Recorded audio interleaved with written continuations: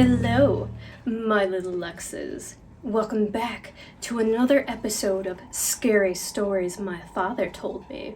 And I'm your host, cosplayer charsieluxxx.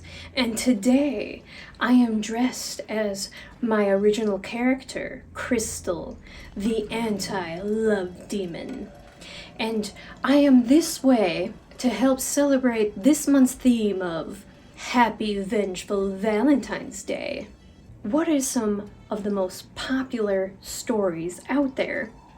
Is stories of tragic love and revenge. So please come and join me, come gather around the campfire, and come hear another original tale done by yours truly.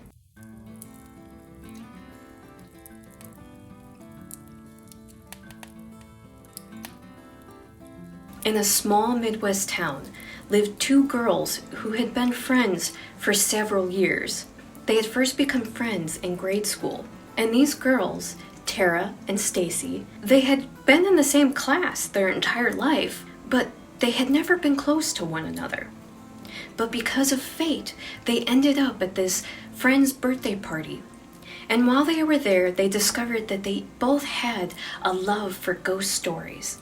And late at night, for this birthday slumber party, Tara and Stacy decided to share scary stories with one another. While the rest of the girls were all scared and petrified and didn't want to be around the two weirdos that loved the supernatural, Tara and Stacy had become close friends because of this. But unfortunately, as soon as they hit 16, Tara started to go on a rebellious streak. And partly because of her parents. Her parents started getting it in their head that Tara was messing up and that she was sneaking out at night, and they thought that she was misbehaving in these weird random ways. To the point that Tara finally got this personality of, well, they already think that I do, so I might as well just do it. And no matter how supportive her best friend Stacy wanted to be, and she wanted to be there for her friend and to kind of be a good influence for her, she realized that no matter what she said, Tara was going to do whatever Tara wanted to do. And she knew that things were only going to get worse when she got her brand new boyfriend Travis. Travis started to introduce her to several other bad habits. Tara started smoking, she started drinking, and she even started doing drugs, and she was sneaking out late at night. Stacy, over time, started to distance herself from her friend because she realized there wasn't much she could do. But on one summer night, Tara had reached out to her friend and had told her, "I miss you. I miss our horror nights." So she had invited Stacy to come stay the night with her, and that they would do their usual like they used to do, and stay up late and watch horror movies. Elated and excited, Stacy, of course, wanted to go over to her friend's house. And late that night, they were set up and they were watching a movie, but she noticed that Tara seemed very distracted. She kept looking at her watch, to the point where Stacy finally asked her, "Hey, what is going on? You seem really distracted tonight. Every time I've brought up a subject to talk about, you just don't even seem like you're interested." So Tara finally makes a confession, and while whispering to her friend, she tells her, "When my parents go to bed, we're sneaking out, and we're going down to the local park, and my boyfriend Travis is going to meet us. He's picking us up, and we're going to go hang out at his house tonight." Well, Stacy, completely upset with her friend, was like, "I thought this was the plan, that we were going to hang out and watch horror movies."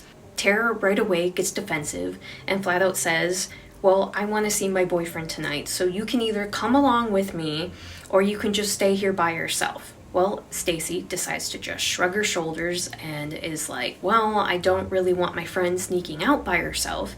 So she makes the dumb decision that she's going to follow her friend sneaking out. Now, for most teenagers, you would think if they were sneaking out that they would just use their car because they're old enough to drive.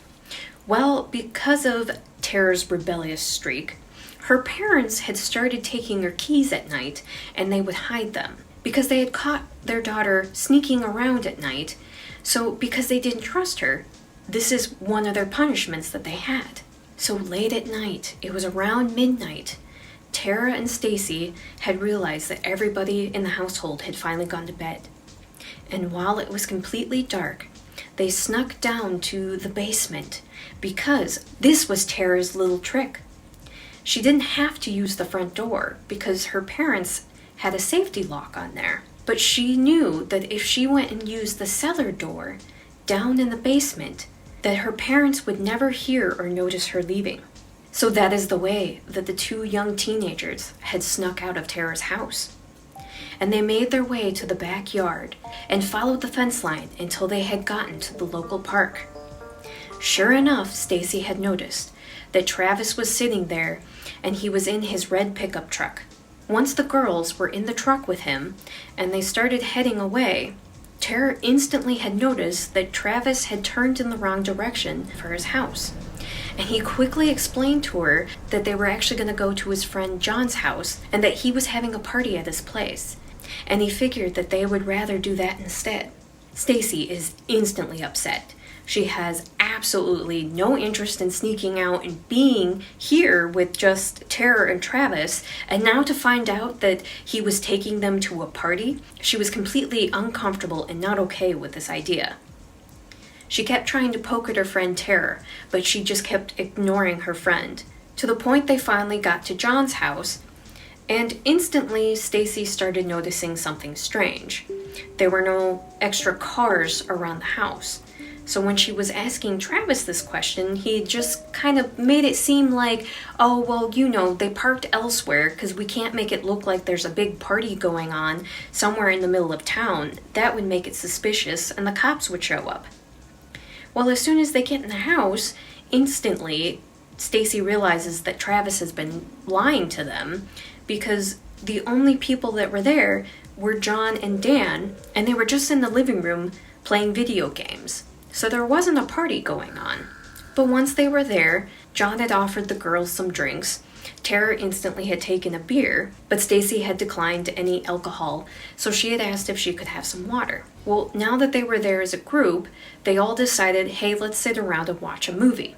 So they find a movie and they put it on. It's just a silly little comedy, and Stacy's still feeling kind of uncomfortable because everybody around her is now drinking. She already didn't want to be here, and she barely knew John and Dan as it was.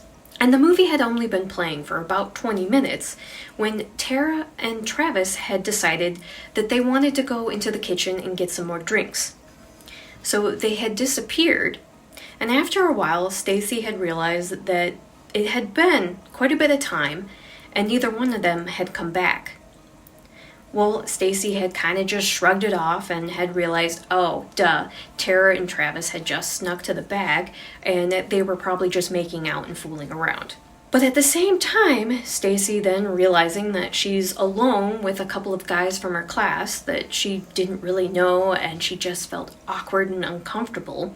So she's watching this silly comedy with them and just realizing that more and more time is going by. And it's not until the movie's end credits come on is when Travis and Tara finally come back. Instantly, Stacy realizes that something is off. Tara seems out of it. She doesn't seem like herself. And it's just little subtle things that Stacy could just pick up. And she instantly starts asking her friend, hey, what's wrong? Not even being able to answer for herself, Travis comes in and says she's just fine. Stacy, completely upset about this, says, I'm not asking you, I'm asking my friend. Tara just kind of looks at her and says, yeah, everything's perfectly fine. But Stacy, getting up and really close to her friend, starts to realize that there are strange marks on her friend and that some of her clothes is even torn. So Stacy keeps poking questions at her. Travis finally decides to blow up and starts yelling at Stacy and tells her, you want to know what's wrong? I just dumped your best friend. She's a fucking terrible girlfriend and I want nothing to do with her. And I want you and your dumbasses to get out of this house. So this finally gets Tara to snap out of it. And she looks at Travis and she flat out says, wait, you're not going to drop us off?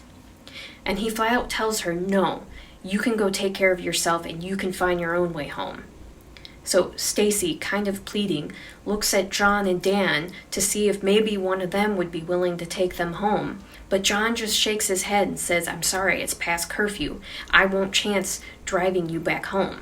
So now it is about 2 in the morning, and Tara and Stacy have to sneak all the way across town, and they find themselves running from alley to alley and trying to quietly get by building to building, trying to make sure that nobody notices them, because the last thing they needed to do was to get caught.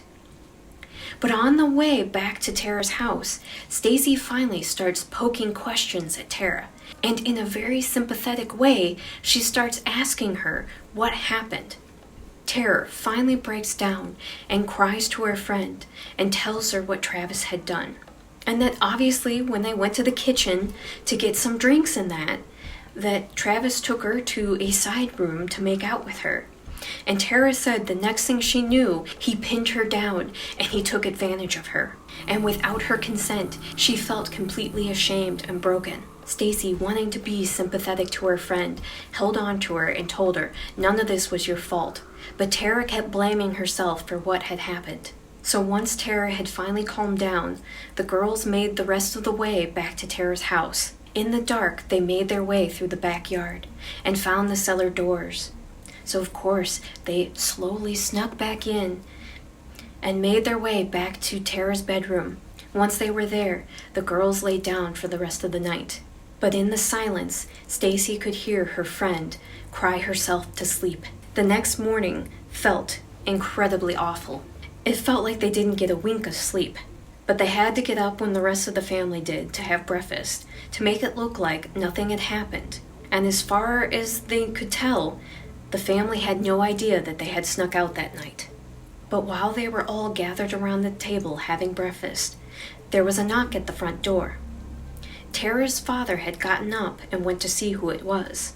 After a while, he finally came back, and he made his way to Tara, and he gave her the biggest hug he could possibly give her. When Tara had finally asked what was wrong, he had explained to her and said that Travis had been found that morning and that he had killed himself, and that he had left a suicide note explaining that he felt incredibly guilty for what he had done to Tara and that he could not live with himself anymore. Obviously, this had completely devastated Tara. She had wept and finally told them everything that had happened, and her parents very calmly explained to her that none of this was her fault. After Tara had finally calmed down, Tara's parents had asked Stacy if she could make her way home, that they wanted to just have a private moment with their family while this situation was going on. Stacy gave her best friend the biggest hug she possibly could and told her, "I am here for you for whatever you need, and if you need me, I will be here." After Stacy had made her way back home, she realized that she was there by herself. Using that opportunity, she had taken her overnight bag and she had made her way to the back of the barn. Her and her family lived out in the country, and they didn't have a neighbor next door to them, so she knew she wouldn't be seen. Reaching into her duffel bag, she removed a black garbage bag.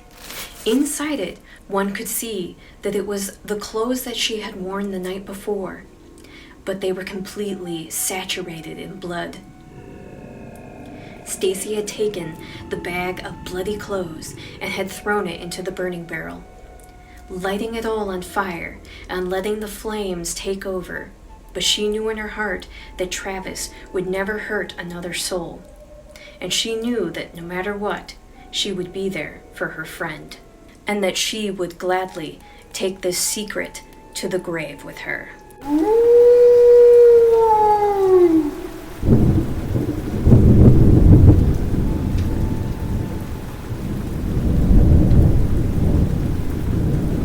Well, my little Luxes, I really hope you enjoyed that scary story. Obviously, since this was another one that was done by me, I would love your feedback as well, because I'm still learning and exploring and just trying to feel out how I feel about short stories. And I've even mentioned before that I am trying to finally work on one of my novels, and that me and my friend Joel have been pushing each other and giving each other motivation to work together, and that we are concentrating on our art and working on novels. I would love to hear your feedback and everything. I would love for you to come and join me on my main YouTube channel for charsieluxxx. And I have several other social media outlets that I would love for you to come and join me on there as well. I will have links to them in the description down below. And if you would like to help me out just a little bit more, please come support me on my Patreon. And you can see on the screen above a shout out to all my Patreon members, and thank you so much for joining me. And without your help, I am unable to continue doing what I love and being able to explore my art and my creativity, so thank you so much. And I am the afterlife of the party, but I would love for you to come and join me in the afterlife of the party. And always remember to slay, subscribe, like, and always be yourself. And remember to love yourself. Self-love is the best love you can ever give yourself. Even through this month of anti-love and anti-Valentines, please make sure you still take care of yourself and love yourself. Until next time, my little Luxes, have a Luxy Charms kind of day. Bye!